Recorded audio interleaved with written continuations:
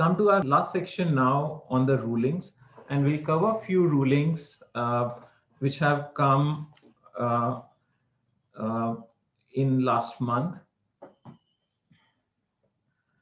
So the first ruling, and this is very much talked about topic, is service tax on compensation or penalty. There's a recent Delhi tribunal ruling, very important ruling. So the issue was that the taxpayer collected compensation penalty and forfeited earnest money wherever contractual obligations were not met, and service tax authorities are demanding service tax.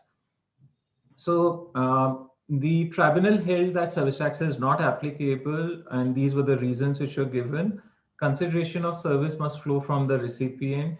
It should result in some benefit to service provider, whereas that is not the case.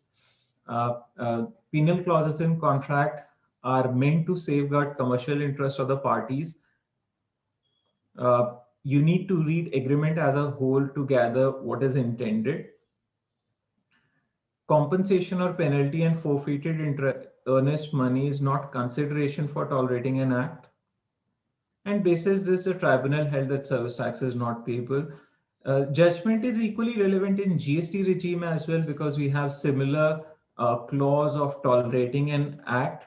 And in our view, this is a correct ruling, and these liquidated damages in whatever name you call it as penalty, forfeiture, notice pay, etc., these should not be subject to tax. The second ruling is ITC on sales promotional goods, another important ruling. So this ruling dealt with two types of goods. One was non-distributable goods, which were given to distributors, etc., for their own use, and distributable goods, which were given to distributors so that they can distribute it further to end customers. So the question was ITC eligibility. For non-distributable goods, the Advanced Ruling Authority rightly held that these goods are capitalized because these will be used over a period of time. These are used for the purpose of business, and hence ITC is available. And they also rightly held that because Section 17(5) provides that if there is a written off loss or destruction, then ITC reversal will apply.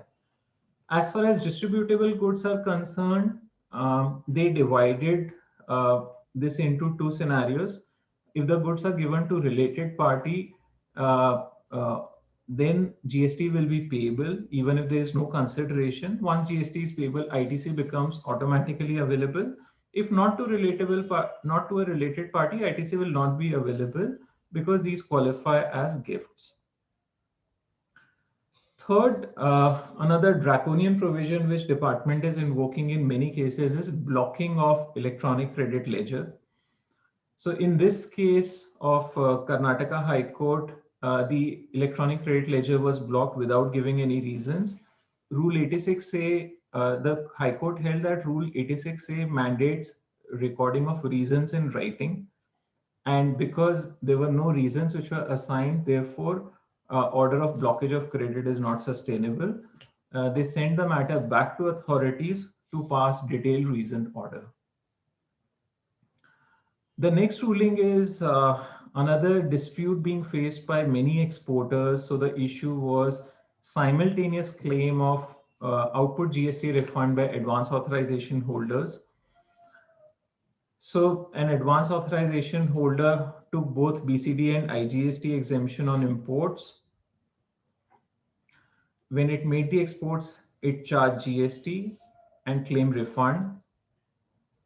So in this Gujarat High Court ruling, Zaveri and Company, so the earlier Cosmos ruling we discussed in the last roundup edition.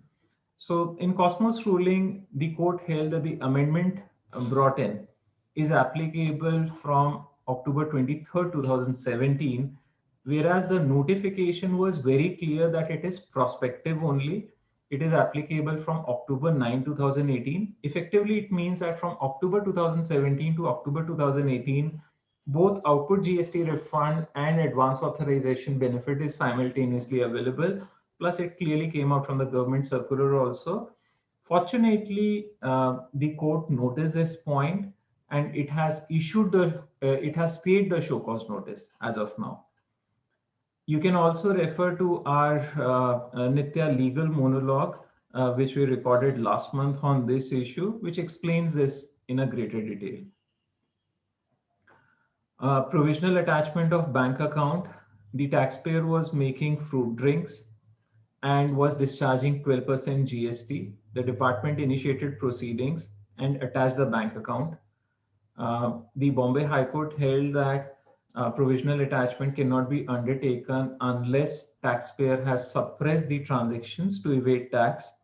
In this case, there was no default from the taxpayer in payment of tax, nor there was any intention to evade. The court held that the authorities need to exercise these powers in a judicious manner, and held that the attachment of bank account has to be undone. The last ruling for today is that we see a lot of summons or investigations being happening. So the question is whether a lawyer can be present during these summons or not. So in this case, the DGGI issued summons, and the taxpayer was under fear that the department may resort to some forceful tactics. So based on that, it approached MP High Court. So the High Court allowed the petition and held that advocate can be present during this interrogation, but they held that the advocate can sit a distance so that he's not in an audible range, so that he's not able to hear what interrogation is taking place, but he can see what is happening, so that there's no any physical abuse of taxpayer being taking place. A very welcome ruling and relevant in the present times. With this, we come to end of today's roundup.